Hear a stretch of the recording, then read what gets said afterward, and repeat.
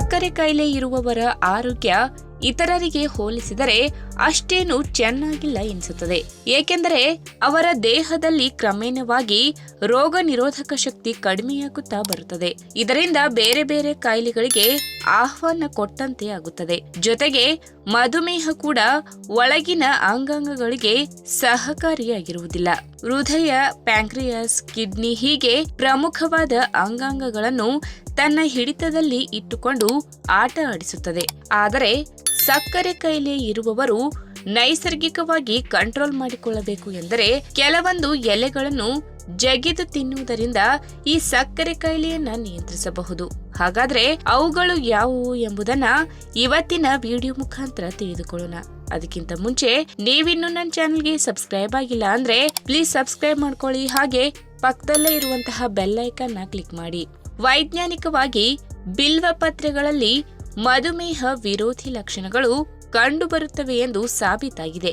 ಇದು ರಕ್ತದಲ್ಲಿನ ಸಕ್ಕರೆ ಪ್ರಮಾಣವನ್ನ ನಿಯಂತ್ರಣ ಮಾಡುವಲ್ಲಿ ಮತ್ತು ಕೊಲೆಸ್ಟ್ರಾಲ್ ಪ್ರಮಾಣವನ್ನ ಹೆಚ್ಚು ಮಾಡುವಲ್ಲಿ ಕೆಲಸ ಮಾಡುತ್ತದೆ. ಏಕೆಂದರೆ ಬಿಲ್ವ ಪತ್ರೆ ಹೈಪೋಗ್ಲೈಸೆಮಿಕ್ ಆಗಿದ್ದು ತನ್ನಲ್ಲಿ ಆಂಟಿ ಆಕ್ಸಿಡೆಂಟ್ ಲಕ್ಷಣಗಳನ್ನ ಹೇರಳವಾಗಿ ಹೊಂದಿದೆ. ನಮಗೆಲ್ಲ ಗೊತ್ತೇ ಇರುವ ಹಾಗೆ ಯಾವ ಆಹಾರ ಪದಾರ್ಥಗಳು ಅಥವಾ ಗಿಡಮೂಲಿಕೆಗಳು ಹೈಪೋಗ್ಲೈಸೆಮಿಕ್ ಆಗಿರುತ್ತವೆ ಅಥವಾ ಅವುಗಳಲ್ಲಿ ಕಡಿಮೆ ಗ್ಲೈಸೆಮಿಕ್ ಸೂಚ್ಯಂಕ ಇರುತ್ತದೆ, ಅಂತಹವು ಸಕ್ಕರೆ ಕಾಯಿಲೆಯ ನಿಯಂತ್ರಣದಲ್ಲಿ ಕೆಲಸ ಮಾಡುತ್ತವೆ. ಮುಖ್ಯವಾಗಿ ಪ್ಯಾಂಕ್ರಿಯಾಸ್ ಗ್ರಂಥಿಯನ್ನ ಬಲಪಡಿಸಿ ಇನ್ಸುಲಿನ್ ಉತ್ಪತ್ತಿಯನ್ನ ಹೆಚ್ಚಿಸಿ ರಕ್ತದಲ್ಲಿನ ಸಕ್ಕರೆ ಪ್ರಮಾಣವನ್ನ ನಿಯಂತ್ರಣ ಮಾಡುತ್ತದೆ. ಇನ್ನು ಬೆಳಗಿನ ಸಮಯದಲ್ಲಿ ಖಾಲಿ ಹೊಟ್ಟೆಯಲ್ಲಿ 4ರಿಂದ 5 ಬಿಲ್ವಪತ್ರೆ ಜಗಿದು ತಿನ್ನಬೇಕು. ಇದು ಕ್ರಮೇಣವಾಗಿ ಮಧುಮೇಹವನ್ನ ನಿಯಂತ್ರಣ ಮಾಡುವಲ್ಲಿ ಯಶಸ್ವಿಯಾಗುತ್ತದೆ.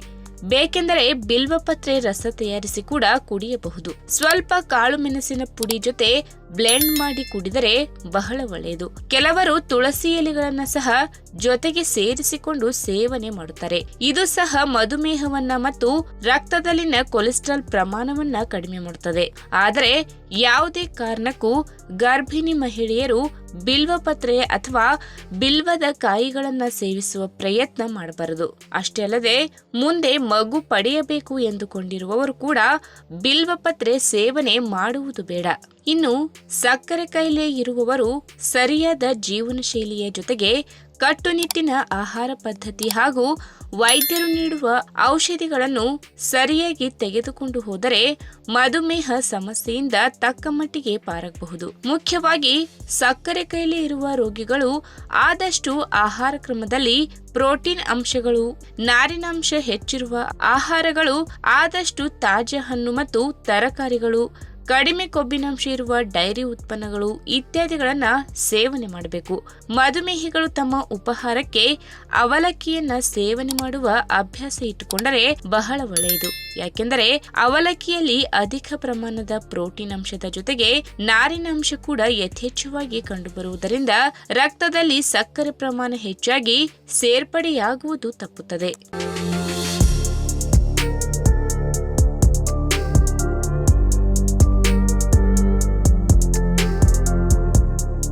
ಮಧುಮೇಹದ ಕಾಯಿಲೆಯನ್ನು ಕಂಟ್ರೋಲ್ನಲ್ಲಿ ಇಡಬೇಕೇ ಹೊರತು ಅದನ್ನು ಸಂಪೂರ್ಣವಾಗಿ ನಿರ್ಮೂಲನ ಮಾಡಲು ಸಾಧ್ಯವಿಲ್ಲ.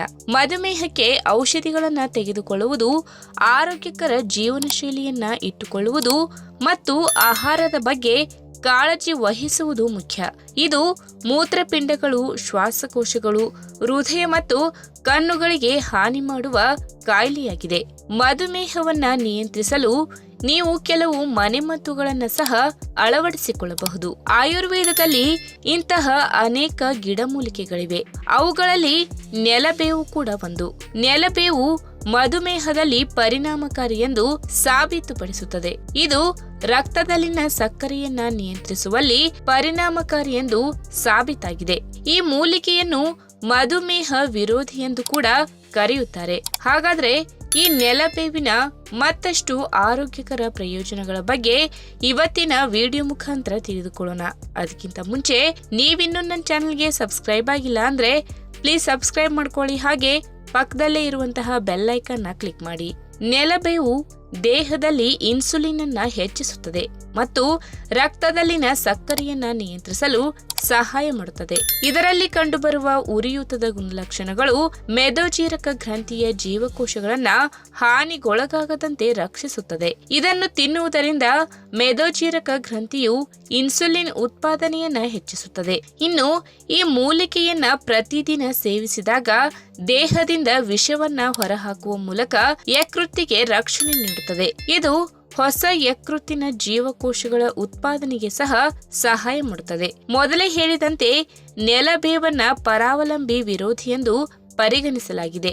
ಇದು ದೇಹದಿಂದ ದುಂಡಾಣು ಮತ್ತು ಟೇಪ್ ವರ್ಮಗಳನ್ನ ನಿವಾರಿಸುತ್ತದೆ. ಇನ್ನು ತ್ವಚೆಯ ಆರೋಗ್ಯಕ್ಕೂ ಇದು ಪ್ರಯೋಜನಕಾರಿ. ನೀವು ಪ್ರತಿದಿನ ಇದರ 1 ಲೋಟ ಜ್ಯೂಸ್ ಅನ್ನ ತೆಗೆದುಕೊಂಡಾಗ ದೇಹದಿಂದ ವಿಷವನ್ನ ಹೊರಹಾಕುತ್ತೀರಿ ಮತ್ತು ದದ್ದುಗಳು, ತುರಿಕೆ, ಸುಡುವ ಸಂವೇದನೆ ಮತ್ತು ಕೆಂಪು ಬಣ್ಣಗಳಂತಹ ವಿವಿಧ ತ್ವಚೆಯ ಸಮಸ್ಯೆಗಳಿಗೆ ಇದು ಪರಿಣಾಮಕಾರಿಯಾಗಿದೆ. ಈ ಮೂಲಿಕೆಯು ದೇಹದಲ್ಲಿ ಹೆಚ್ಚಿನ ರಕ್ತವನ್ನ ಸೃಷ್ಟಿಸುತ್ತದೆ. ಇದರಿಂದಾಗಿ ರಕ್ತಹೀನತೆಯ ಸಮಸ್ಯೆಯನ್ನ ನಿವಾರಿಸುತ್ತದೆ. ಇನ್ನು ಇದು ಮಧುಮೇಹದಲ್ಲಿ ಮಧುಮೇಹ ವಿರೋಧಿಯಾಗಿ ಕಾರ್ಯನಿರ್ವಹಿಸುತ್ತದೆ. ಇದು ಹೈಪೋಗ್ಲೈಸೆಮಿಕ್ ಗುಣವನ್ನ ಹೊಂದಿದೆ. ಮಧುಮೇಹ ರೋಗಿಗಳು ಇದನ್ನ ಸೇವಿಸಿದರೆ ದೇಹದಲ್ಲಿ ನೈಸರ್ಗಿಕವಾಗಿ ಇನ್ಸುಲಿನ್ ಉತ್ಪತ್ತಿಯಾಗುತ್ತದೆ. ಇದು ಚಯಾಪಚಯವನ್ನು ಸಹ ಬಲಪಡಿಸುತ್ತದೆ. ಆದ್ದರಿಂದ ಶುಗರ್ ರೋಗಿಗಳಿಗೆ ಇದು ಅತ್ಯಂತ ಪರಿಣಾಮಕಾರಿ ಮೂಲಿಕೆಯಾಗಿದೆ. ಇನ್ನು ನೆಲಬೇವು ಅತ್ಯಂತ ಕಹಿಯಾಗಿದ್ದು ಅದರ ಎಲೆಗಳು, ತೊಗಟೆ ಅಥವಾ ಬೇರಿನ ಯಾವುದನ್ನಾದರೂ ತಿನ್ನಬಹುದು. ಮಧುಮೇಹಿಗಳು ಬೆಳಗ್ಗೆ ಖಾಲಿ ಹೊಟ್ಟೆಯಲ್ಲಿ ಇದನ್ನ ಸೇವಿಸಿದರೆ ಹೆಚ್ಚಿನ ಪ್ರಯೋಜನವನ್ನ ಪಡೆಯಬಹುದು. ನಿಮಗೆ ಅದರ ಎಲೆಗಳನ್ನು ಹಾಗೆ ಜಿಗಿಯಲು ಕಷ್ಟವಾದರೆ ಅದರ ಕಷಾಯ ಮಾಡಿಯೂ ಕುಡಿಯಬಹುದು. ಈ ವಿಡಿಯೋ ನಿಮಗೆ ಇಷ್ಟವಾದಲ್ಲಿ ತಪ್ಪದೆ ಲೈಕ್ ಮಾಡಿ, ಶೇರ್ ಮಾಡಿ, ಹಾಗೆ ನಿಮ್ಮ ಅನಿಸಿಕೆನ ಕಮೆಂಟ್ ಮೂಲಕ ತಿಳಿಸಿ.